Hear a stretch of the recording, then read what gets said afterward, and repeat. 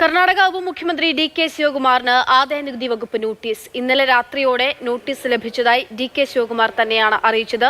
സെറ്റിലായ വിഷയത്തിലാണ് നോട്ടീസെന്ന് ഡി.കെ. ശിവകുമാർ പറയുന്നു. കെ.ബി. ശ്രീധരൻ വിവരങ്ങളുമായിട്ട്. ശ്രീധരൻ, ഏത് വിഷയത്തിന്മേലാണ് ഇപ്പോൾ നോട്ടീസ് അയച്ചിരിക്കുന്നത്? ആദായനികുതി വകുപ്പ് ഇങ്ങനെ നിരന്തരം നോട്ടീസ് അയക്കുന്ന പലർക്കും, കോൺഗ്രസിനും CPIക്കും ഒക്കെ നോട്ടീസ് അയച്ചിരുന്നു. അപ്പോൾ ഡി.കെ. ശിവകുമാറിന്റെ വിഷയം എങ്ങനെയാണ്?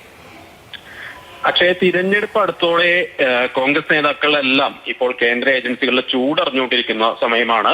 ഏതായാലും ഒടുവിൽ ഇപ്പോൾ കർണാടക ഉപമുഖ്യമന്ത്രി ഡി.കെ. ശിവകുമാറിനാണ് ആദായനികുതി വകുപ്പിന്റെ നോട്ടീസ് ലഭിച്ചിരിക്കുന്നത്. കഴിഞ്ഞ ദിവസം കോൺഗ്രസിന് ഏതാണ്ട് 1994 മുതലുള്ള കണക്കുകൾ നൽകണം, അതിന്റെ നികുതി കുടിശ്ശികയുണ്ട് എന്നൊക്കെ കാണിച്ചുകൊണ്ട് നോട്ടീസ് ഇൻകം ടാക്സ് നൽകിയിരുന്നു. ഏതായാലും അതിന്റെ തുടർച്ച എന്നോണം തന്നെയാണ് നേരത്തെ ഡി.കെ. ശിവകുമാറിനെതിരെ അനധികൃത സ്വത്ത് സമ്പാദന കേസിൽ ഉൾപ്പെടെ നടപടികൾ നടക്കുന്നുണ്ട്. ഏതായാലും അതിന്റെ ഭാഗമായിട്ടാണ് ഇപ്പോഴത്തെ ഈ നോട്ടീസ് എന്നാണ് മനസ്സിലാക്കുന്നത്.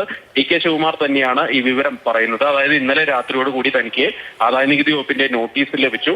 ഇത് തീർപ്പായിട്ടുള്ള വിഷയമാണ്. അതിൽ വീണ്ടും നോട്ടീസ് അയച്ചത് എന്തിനെന്ന് മനസ്സിലാവുന്നില്ല. രാഷ്ട്രീയ പ്രേരിതമായിട്ടുള്ള നടപടിയാണ്. BJP നേതാക്കൾക്ക്, പ്രത്യേകിച്ച് കേന്ദ്രമന്ത്രിമാർക്കെതിരെ ഉൾപ്പെടെ ആദായനികുതി കേസുകളുണ്ട്. പക്ഷെ അതിലൊന്നും ഒരു നടപടിയും ഉണ്ടാകുന്നില്ല. കോൺഗ്രസ് നേതാക്കളെ അല്ലെങ്കിൽ പ്രത്യേകിച്ച് പ്രതിപക്ഷ പാർട്ടികളിലെ നേതാക്കളെ ഉന്നമിട്ടുകൊണ്ട് വട്ടമിട്ട് പറയുകയാണ് കേന്ദ്ര ഏജൻസികൾ എന്നാണ് DKയുടെ പ്രതികരണം വന്നിരിക്കുന്നത്.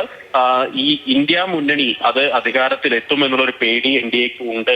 അതിനാലാണ് ഇങ്ങനെ കോൺഗ്രസിനെ തകർക്കാനുള്ള അല്ലെങ്കിൽ പ്രതിപക്ഷ മുന്നണി ഐക്യത്തെ തകർക്കാനുള്ള നീക്കങ്ങൾ കേന്ദ്ര ഏജൻസികൾ ഉപയോഗിച്ചുകൊണ്ട് BJP നടത്തുന്നത് DKയുടെയും കോൺഗ്രസ് നേതാക്കളുടെയൊക്കെ പ്രതികരണം. ഏതായാലും നോട്ടീസിന് കൃത്യമായിട്ടുള്ള മറുപടി നൽകുമെന്ന് ഡി.കെ. ശിവകുമാർ വ്യക്തമാക്കുന്നുണ്ട്.